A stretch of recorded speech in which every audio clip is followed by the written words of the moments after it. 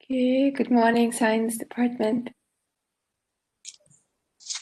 Good morning, colleagues. Good morning. Good morning, Professor Chin. Good morning. So we might start, right? So then we will have a recording later. So as your community, dear Dr. Lechin, thank you so much for joining us today and this morning. This is the seminar 8 PhD disasters and how to avoid them. Dr. Lechin is an associate professor in international economics at School of Business and Economics at University of Putra, Malaysia. She has a very extensive teaching and research experience. She has taught more than 20 different courses at both undergraduate and the graduate level. To this date, she has published in different journals, including impact factor journals such as Applied Economics Letters, Applied Financial Economics Letter, and so on. We really appreciate having you today in this morning, and we hope that this seminar will be beneficial for all joining colleagues and students.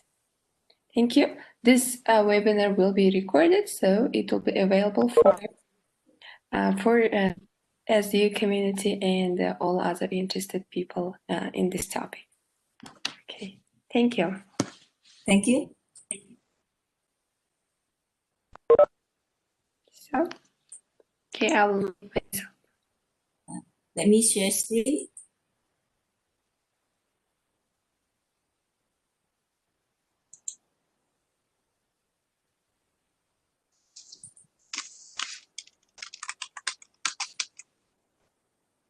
So can you see my screen? The PowerPoint slide? Yes. All right.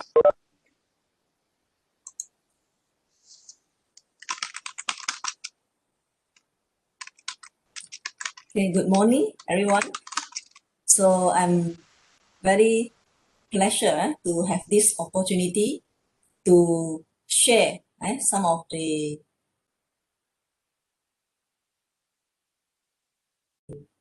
PhD disaster and some tips how to avoid them.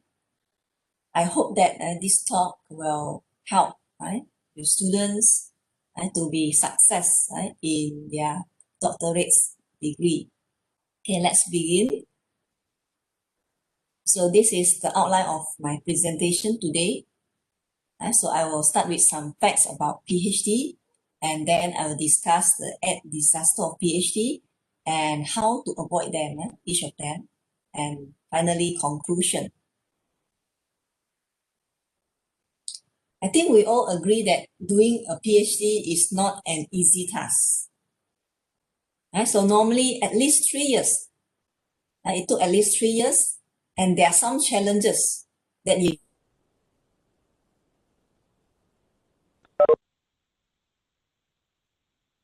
the most common problems that PhD students encounter. So advanced awareness of this stress may help you overcome them. Plus, knowing that they are frequently experienced and nothing out of the ordinary, hopefully will provide you with some comfort. So do you know how many percent of the people in this world have a PhD? So on average, is only 1.1% of the world's population from the age 25 to 64 years old who have been to the university and have obtained a PhD. So this table shows the top 10 country with the highest proportion of population with PhD.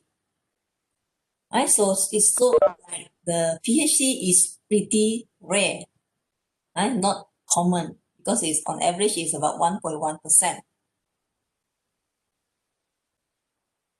If we look at the distribution of the men and women with a PhD, it also varies from country to countries. However, across the world, the percentage of men with a PhD is generally higher than women. So there are a lot of good reasons to do a PhD. And we also agree on one thing. Getting PhD is never easy. But have you ever wondered that how long does it take to get a PhD?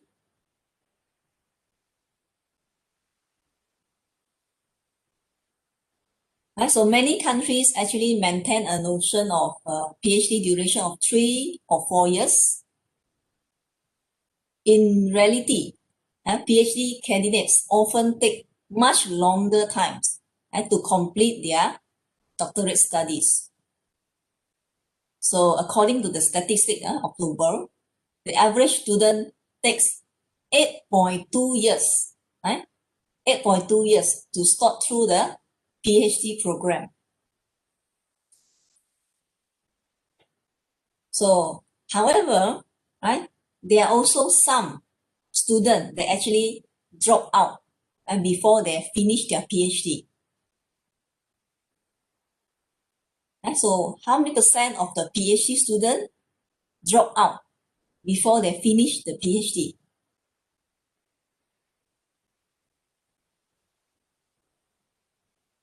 So, as we know that this is your PhD. Before you can get your PhD, you need to get through all the supervisors and the examiners. Therefore, it's not an easy task.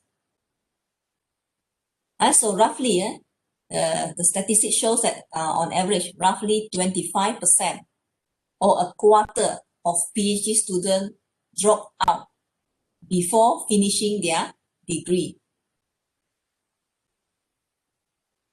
So the number, of course, vary from course to course and from country to country. If you look at the detail of each programs and the country will be different. But the highest, so far I see is the statistic in US. It's about 50% of the PhD students drop out before finishing their degree.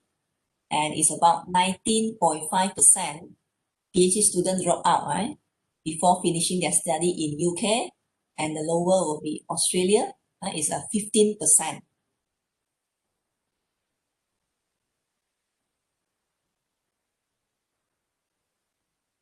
Right, so is there any good news? Yes. 80.5% of this candidate, they will complete their PhD within 25 years, according to the study of JAM 2013. About 80.5% of the PhD candidate, they will complete their PhD within 25 years. But who wants to do a PhD for 25 years? Do you want to do a PhD for 25 years?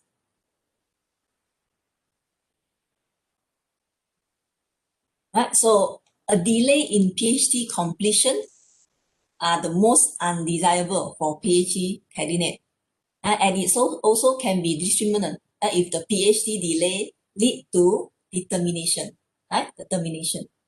So termination of PhD trajectory can lead to individual stress. It also cause a loss of valuable time and resources that the candidate has invested. So let us look at what are the common reasons for delay in finishing a PhD. So according to a study here, so we can see that the main reason will be I have experienced too many practical setbacks. It's about 50%. So then 30+% here, 35%. I did not stick to my planning. There are other reasons, not in the questionnaire. And I do not receive enough assistance or supervision. It's about 30% also. About 25% state that my planning is too tight, right? And followed by my supervisor keep on adding new points or views on the research team to my projects. My project is too big, right? I have completely stuck. And because of some illness, pregnancy, and I have lost too much time because of my teaching work, right? So all these are the top reason, right, why it took so long to complete a PhD, right? Delay in PhD. So the explanation for the variations in the PhD completion rate, right? Mainly we can categorize into 3 categories. The first one, of course, is related to the institutional or environmental factors. So this include the field of study, different field, they may require a different materials and the toughness of their thesis, department, research climates, research culture, resources and facilities available to the project. So all this under the institutional or environmental factors. And the second factor is the nature and the quality of supervision. And the frequency of meetings between the PhD candidates and the supervisors or the supervisor committees, and the quality of meetings and the feedbacks from the committee members, and also the support of the research colleagues. And the third factor is the characteristic of the PhD candidate. So this is the one that I would like to discuss more today, the characteristic of a PhD candidate, because this is the characteristic that you as a PhD student can control. Other institutional factors, environmental factors, or the supervisor maybe is out of control. So we want to look at more detail about the characteristic of the PhD students. So specifically, today we'll address these 2 questions. What are the possible causes of PhD candidates delay in the completion of their doctorate degree? We want to look at what are the possible causes related to the characteristic of the PhD candidates. And because of this characteristic, it may cause a delay in the completion of PhD. Then, followed by, we want to look at what are the steps that we can take to shorten the delay or to even prevent the delay of PhD completion.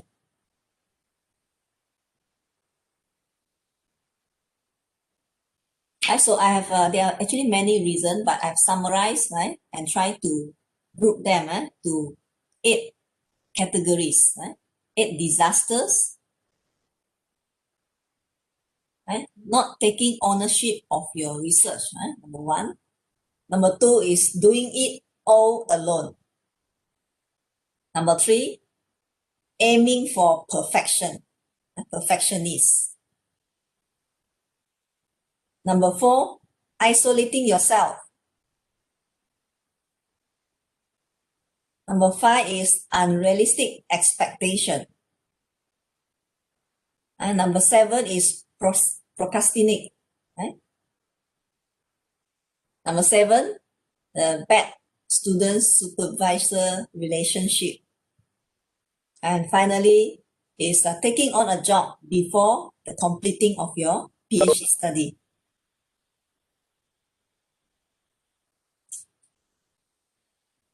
So first, I want to look at the first factors, that is not taking ownership of your doctorate research. So some students, some PhD students just waiting for your supervisor to tell you what to do.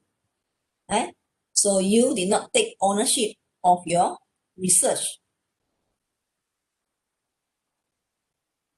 So no matter what the subject matter your research project is exactly yours. It's yours. Although your supervisor will undoubtedly have inputs, but ultimately it is up to you to drive it to the completion. And you must remember that, so this is the PhD, your PhD, not your supervisor PhD. I always told my student, this is your PhD, not my PhD. So because supervisor already have that what the student most wanted, a PhD. So they already have the title doctor. It's you, the PhD candidates that you want to get the PhD, and this is your research project. So don't wait for your supervisor to tell you what to do. Don't wait for your supervisor to chase after you on your progress. So you must take ownership of your research. And not taking ownership of your doctorate research, including not defending your own research. So if you have an idea and you think that it's important to implement in your PhD thesis, we should do this, we should test this.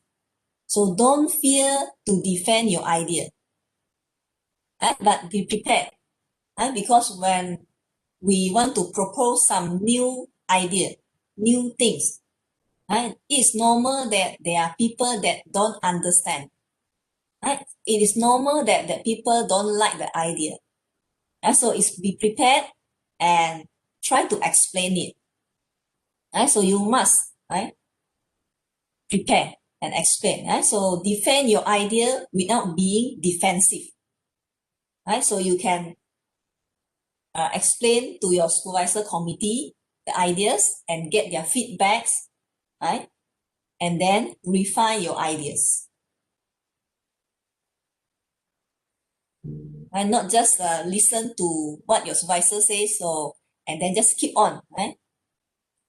If you have new ideas, you should tell. So how to avoid this? You must take ownership of your PhD research. Because PhD require independent thoughts. A PhD, we need you to be independent. And not like the undergrad, we have all the program or the courses arranged for you. Each semester 1, you take this paper, semester 2, you take this paper. PhD, you need independent. And you have to come up with your own solutions to the problems and present to the committee. So not waiting for your supervisor to tell you, okay, this is the problem and this is the solution. So you can discuss your problem with your supervisors, and maybe the supervisor can give you some guide and where can you find the solution, and you have to be proactive. You have to be proactive to find the solution and share and present to your supervisor committee. So set your own research direction. Second is doing it all alone. Doing your PhD research all alone. This is completely different from the first characteristic. First characteristic, you are waiting for your supervisor to tell you what to do. The second characteristic is you do it all alone. You ignore your supervisors and your committee members. You have to be aware that actually you rely heavily on your supervisory committee for advice at the start of your PhD on what to do next, what possibility to follow up, and when to drop an unpromised line of work. And because your supervisors and your committee members, they have experience in supervising, so sometimes they will aware that this job or this task is impossible or is too big. So your supervisor and also the committee member also have the this authority, they sign off on your PhD before you're allowed to submit your PhD thesis. And so they need to sign on the form and to allow you to proceed. And so you cannot ignore them. And you cannot do your own research without consulting them.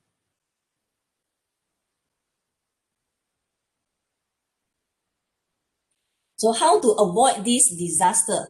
How to avoid that you're doing it alone?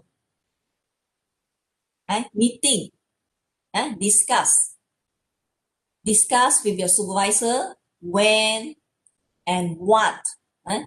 So form of meeting or consultation is needed from your committee. So keep frequent contact with your committee members, and also make sure you record whatever advices, feedback from your supervisor committees, and follow their advice.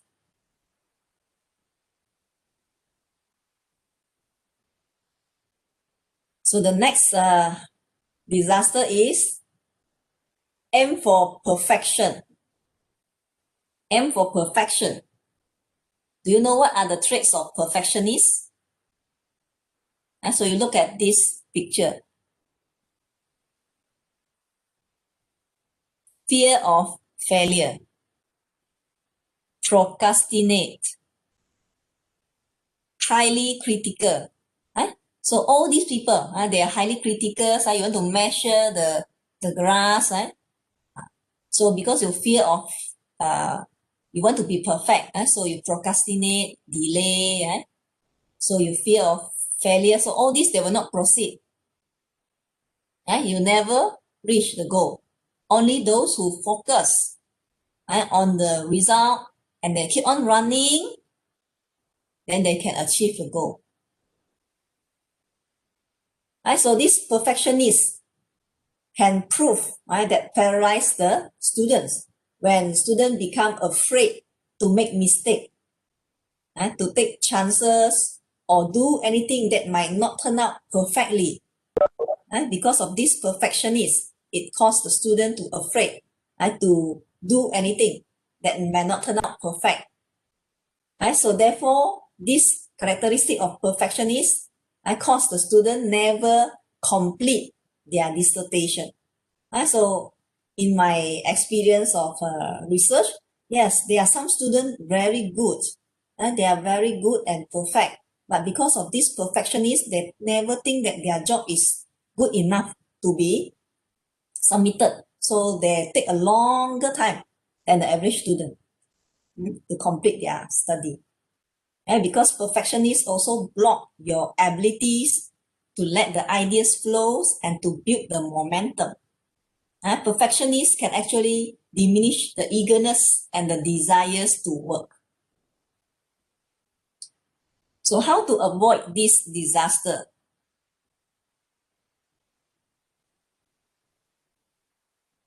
Done is better than perfect. Done is better than perfect. So you need to realize that research involves making mistakes. It is just a part of the PhD journey. So it's okay to make mistakes. Then you just correct it. You can have draft 1, draft 2, draft 3. It's fine. So work through a few drafts yourself and then stop. And then just submit to your supervisor. I don't say that you just work through one draft, first draft, and you submit. No. At least you go through a few rounds. Improve it yourself, a few drafts, then you can submit.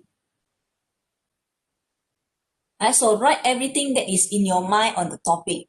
So you try to write first. Don't afraid that you write something that is maybe make a mistake. Write first. Later you can correct it.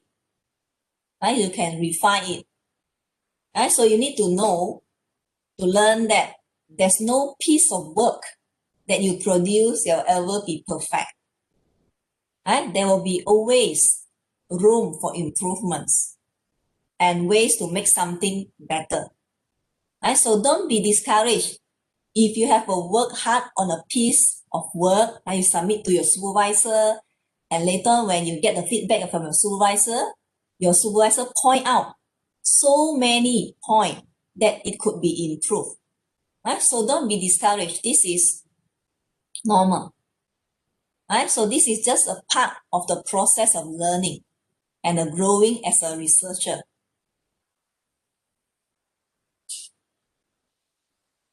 Right? So the disaster number 4 is isolating yourself. Right? So one of the most common problem for PhD student is the feeling of isolation. Yeah, because doing PhD is a lonely process.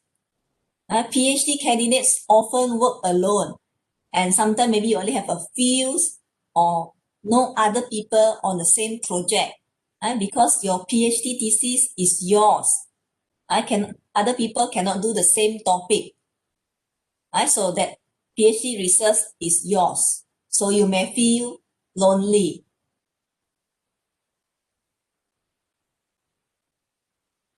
So predictable. So this can lead to loneliness, lack of motivation, because you alone doing the project, and you fear that actually, or you think that there's no one understand, or no one can relate to your problems that you're experiencing. So, but feeling isolated can impede the progress of your PhD and subsequently prevent you from completing it.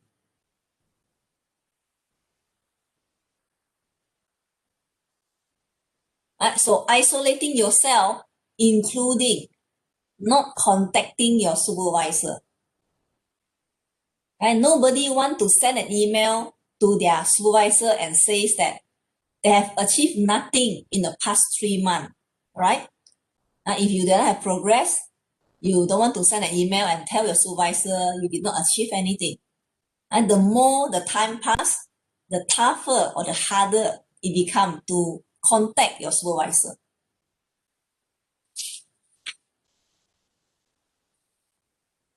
So how to avoid this?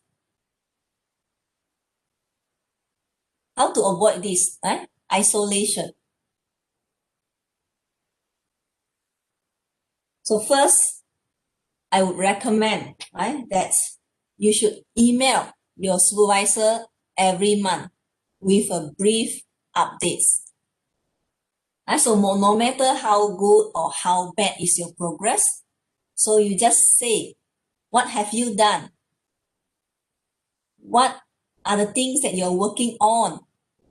And what are your plans to do next? So just keep your supervisor updates. Because your email, it may just take 30 seconds of their time, so it's not wasting their time, right? But by emailing it to your supervisor, it ensures that they always know what stage your project is at.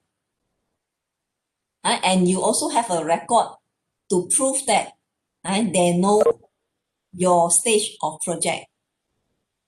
So it's good to email your supervisor every month. Just have a brief updates on what you have done, what are you working on, and what plan is the next.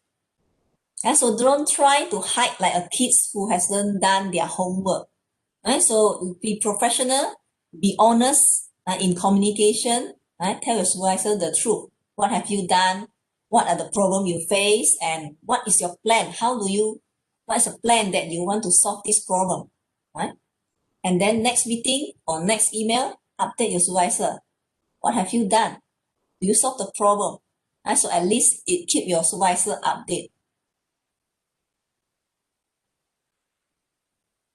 So another way is that you have to make effort.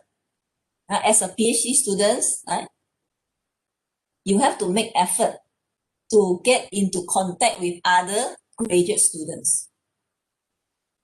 Being in contact with other PhD students will give you someone to talk to, and will give you someone that will help you right? In the negative feeling, in the destructive, they will share the same feeling with you. So you will feel someone can at least understand, and maybe not your research, but understand your feeling. Right? And you will feel better, and you will feel you have support. Right? And you are not alone. Right? So you can build a support networks. Right? So you can establish a small group of friends. Right? Maybe they are not necessarily must be doing PhDs, right? Your good friends or your mentors, right? Your contacts that you maybe get from conferences, right? Or join workshop. Right? So they may be able to help you, right? Who can guide you, who can advise you, who can offer some critical right? Point along the way of your PhD thesis.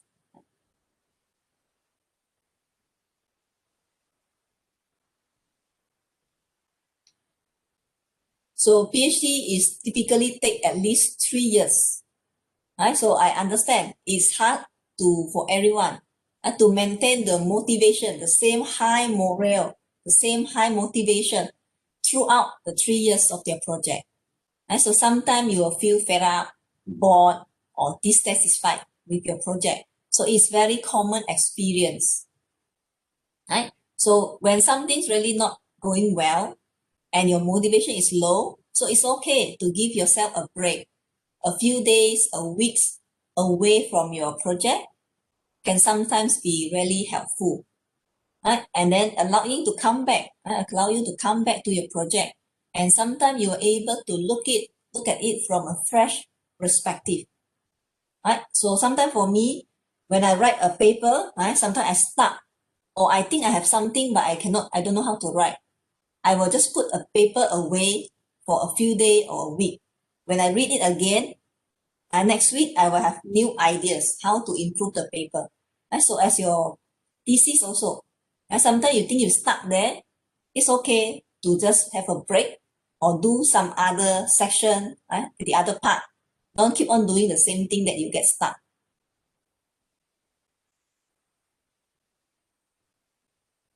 The disaster number 5 is the unrealistic expectation. Right? Sometimes the student actually underestimate the scope of demand that a doctorate involves. Right? So some students are not prepared for the level of detail and the amount of research and writing that expected of them. And that when their motivation of getting the degree will come into play. Right? So students who are driven by a desire to improve, to learn, to discover, they will evolve, and usually they will see through the end. However, if they are only doing it for the title or for the money, then there will be days or months when that simply isn't enough to help them keeping going on. Right? So now sometimes I always face the question, the student asks me, Doctor, can I do a PhD? Right? So actually it's a difficult question. If you compare the demand or the scope of demand from degree, master to PhD, so from degree to master, the gap is not so huge. But from master to PhD, the gap is very huge. Very huge. So because the detail of the PhD thesis, the amount, the writing skill that expected from you, the amount of literature that expected from you, and also the contribution of the research, is really a big gap, compared to the master degree. So sometimes the student underestimate the scope or the demand that they require from a PhD. So how can we avoid this disaster? So initially when you enroll as a PhD, so your plan is like this. Very smooth plan, and then you achieve your PhD.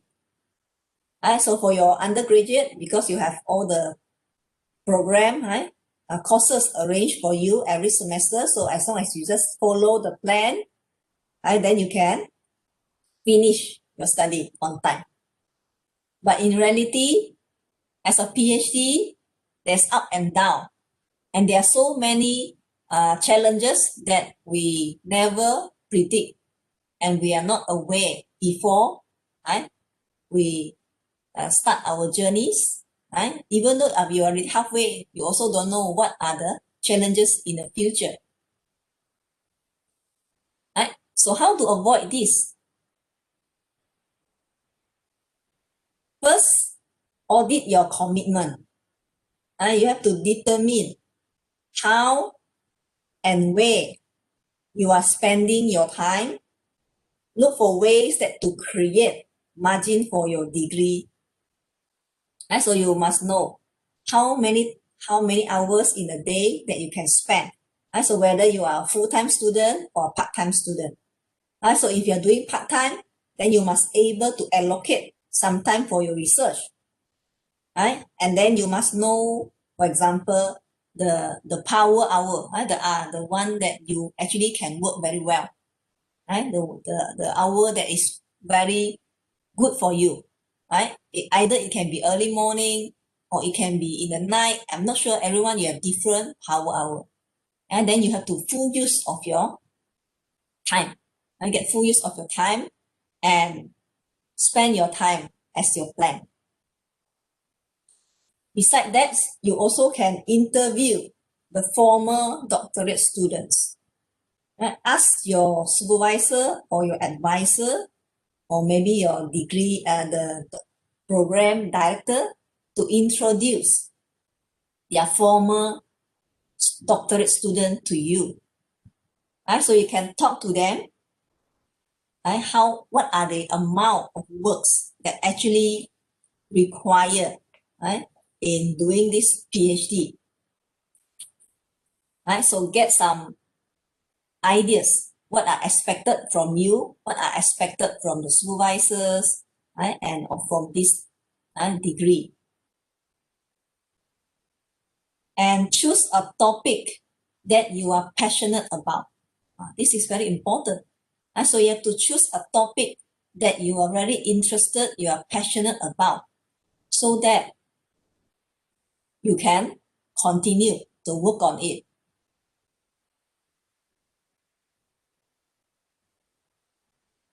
The disaster number 6 is procrastinate. Procrastinate.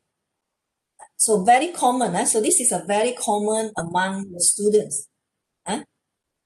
So we know that we procrastinate when we do not know how to do something. We keep on delay. We do it tomorrow. I do it next week. And next time I do it. So you keep on doing something that is easy, something that you know, something that very difficult or you don't know how to do, you keep on postpone.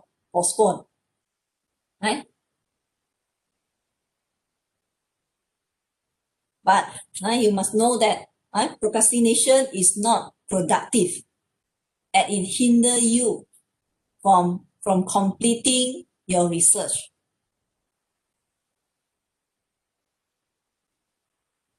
So how to avoid this disaster? So you must know the root problem of procrastinate. We procrastinate when we do not know how to do something. So when you do not know how to do something, we procrastinate. So therefore, when we do not know something, we have to ask for clarification from your supervisor. If you do not know how to do something, ask for clarification from other researchers or students. Ask for help. If you think that you need to attend an econometric workshop, actively search a workshop that maybe can help you. You can learn the technique that you need, or find the researcher, email the researcher from the journal, so you can find the authors that you're doing this method, email them. From my experience, more than 50% of the authors will reply your email. So don't afraid, just ask. So sometimes they even share their code with you. right? Another thing is that when we procrastinate, when we have to do something that is difficult, something, the task is very big, right? So then you will tend to delay. So in order to avoid this, so we should plan ahead. And then breaking the task into smaller parts. And also set deadlines. Right? So plan. A successful PhD students should plan their weeks and their semester well in advance to ensure that they can attend all the classes that they need to learn. Right? They also have enough time for researching and learning on the analysis technique that they have to use. Right? So as a PhD student, you need to plan. Right? What are the techniques that you need to learn and when you are going to learn, how you're going to learn. Right?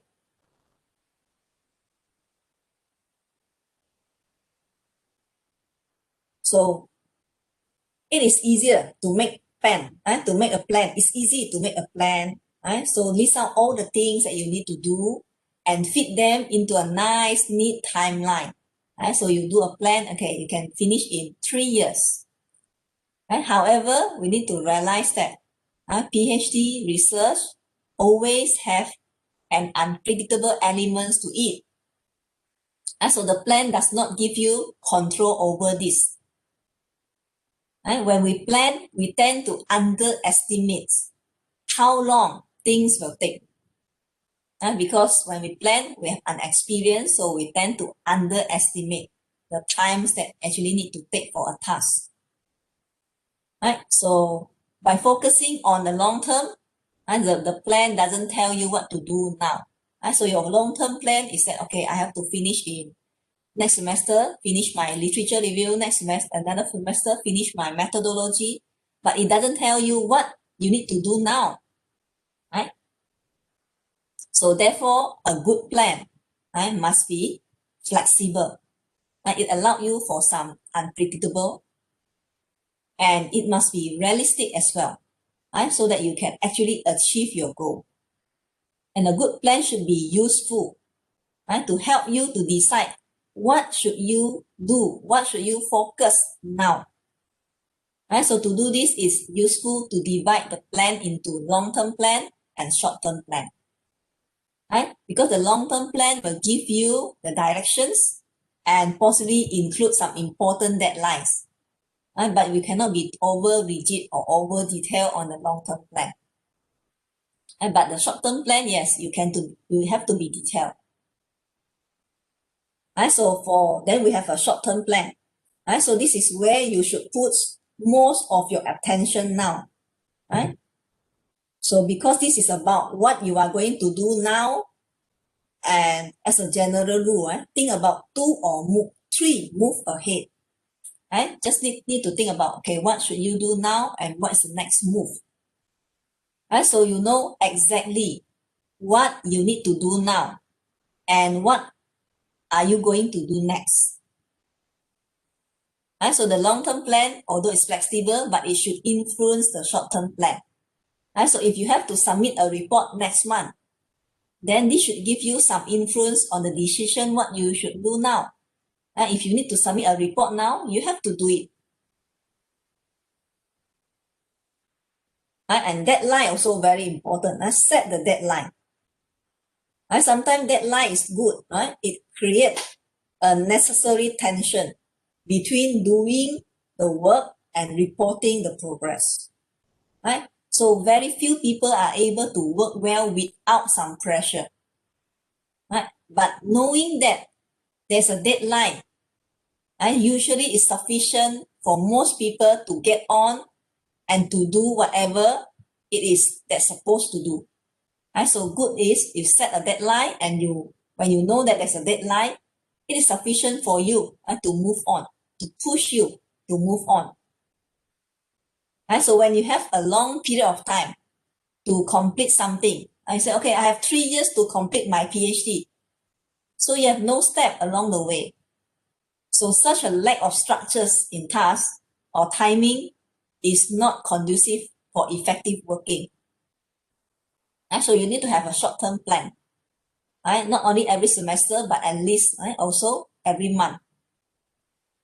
And so for this reason, it's crucial to ensure that you have a firm deadline.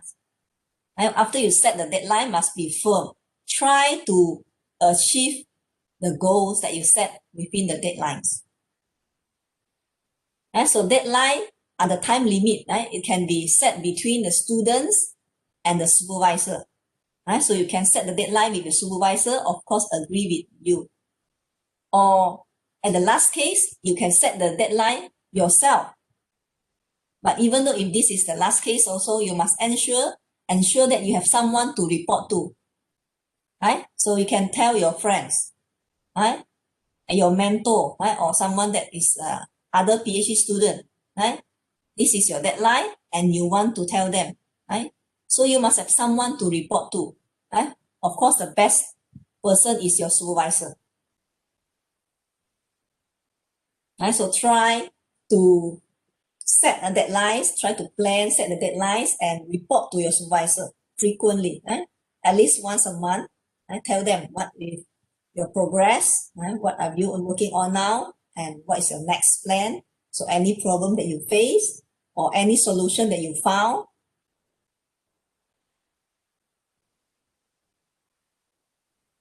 All right, the disaster number 7 is not having a good relationship with your supervisor. Right? So you need to know that your supervisor plays a substantial role in determining the duration of the PhD progress. Right? So your supervisor has considerable amount of authority in determining your progress to the next stage of examination. Right? So your supervisor has the authority to allow you to go to next stage, for example, proposal defense, thesis submission, and so on. Right? So if you make or you break your PhD journey, so your PhD destination is partly in your supervisor's hand. So you must have a very good relationship with your supervisor. How? Right? So you have to find a supervisor. Right? So who will be my perfect match? I don't know. Right? So, but you have to make sure, right? You have to manage this relationship and manage a relationship with your supervisor. So you have to choose an advisor or supervisor that you are compatible with. Right? Make sure proactively manage your relationship and contact with them, interact with them. Do not rely on them to take the lead. Do not wait for your supervisor to contact you. But of course, if you do so, that is fine. But if you don't, be prepared to set out. Be prepared to be proactive in managing this relationship. So follow their advice. So we can safely say that most advisors actually have the in-depth knowledge of their field of research, and and also as generally can say they have really more knowledge in the world of academia. And they also have your best interest at their heart, and they want to see you success. And they want you to complete your PhD on time. Right? So there will be times that when you disagree, but general, they are giving you advice that you will move you closer to the end, or they want to help you to produce a better dissertation. So try to follow their advice. So you have to stay in touch with your supervisor, because so make every meetings a very working meeting. So if you compare as a student, so as a PhD student, your PhD thesis is almost everything. It's very important in your life. But as your supervisors, your thesis may be just a small portion. This is a reality. You must remember that your supervisor has more than one PhD student. Your supervisor may have a few or more PhD students, and you just one of them. Right? So you have to be proactive to manage the relationship with your supervisor. And because the penalty of failure, the penalty of fail in a PhD is greater for the students than for the supervisor. As I say, the supervisor already have their PhD.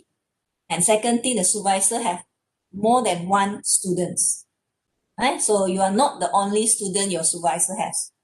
So therefore, you need to actively keep in touch and maintain the good relationship with your supervisors. So although I can say that this relationship is not one of the equality, so the student have to spend more time. The student have to work harder to keep in touch with the supervisor. So next, I want to share some points as a supervisor, what the supervisor expect from their students. The supervisors expect their students to be independent. Supervisor expect the student to produce the written work that is not just a first draft. So as a student, so you need to try to read your draft again, try to improve it, and not just send the first draft to your supervisor. So supervisor expect to have a regular meeting with their research students. And the supervisor also expect their research student to be honest when reporting on their progress. And supervisor expect their student to follow the advice that they give, especially when it has been given at the request of the postgraduate level. And supervisor expect their student to be excited about their work.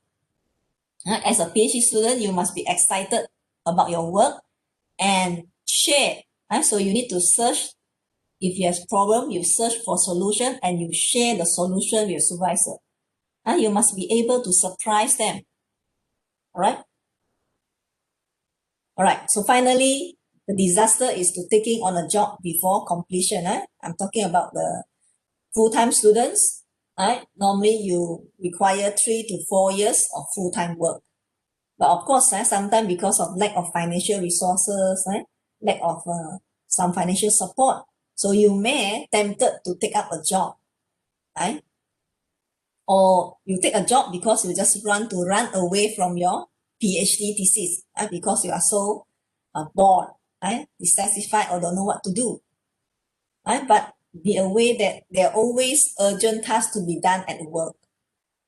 So this is one of the reason I can see that the workload actually caused the students to delay in a PhD. How to avoid this disaster? If you really have no choice, if you really need to take on a job, it's fine, but plan ahead. Inform your supervisor and the committee of your plan after you take a job.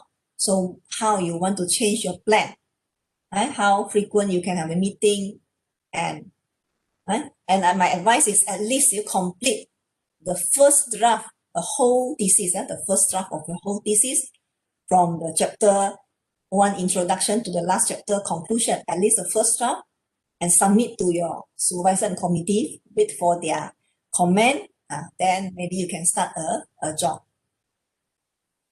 So I want to conclude that you never know for sure whether your research is going to be planned, selling, or whether at some point you will find yourself stuck up, without any means. However, there are few things that will certainly improve your chances of making it to the end.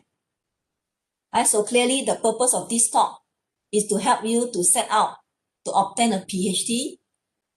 Is for you to be willing to discover what is the realistic require and to determine you have to carry out. So I want to conclude, the PhD can be done. All you need is perseverance, hard work, and determination. Right? So it's okay. You submit your draft to your supervisor, and then your supervisor correct and give you a draft. So you keep on correcting draft 1, draft 2, draft 3. It's okay. All these need perseverance, hardworking, and determination to get your PhD. All right. So with that, I say thank you. That's all.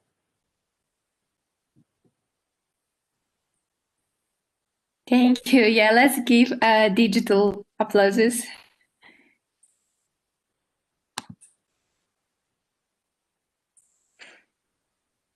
Thank you so much, Dr. Lichin. It was very motivational and encouraging. At the same time, it gave a lot of information regarding the PhD, the difficulty, challenges, and interesting sides. And it also gave excitement and hope, I think. So thank you so much for that. It was a very productive 1 hour. Okay, so here some future PhD students and the current students aiming for the PhD degree, and some of our members who already have their doctorate degree. Thank you so much, everybody, coming up and joining us. Dr. Lee Chin had 2 seminars with us, and I think both seminars were interesting and productive. Thank you so much for that. Thank you. Thank you. So we finished with this note. Later, I will send the recording of the session to everybody here, and so then we can keep in touch. I hope to see you in person, Lichin. Everybody in our department wants to see you in person, Dr. Lichin. We are happy to have you here. Have a nice day. Thank you. Thank you. Goodbye. Thank you. Bye. Thank you. Bye. Bye.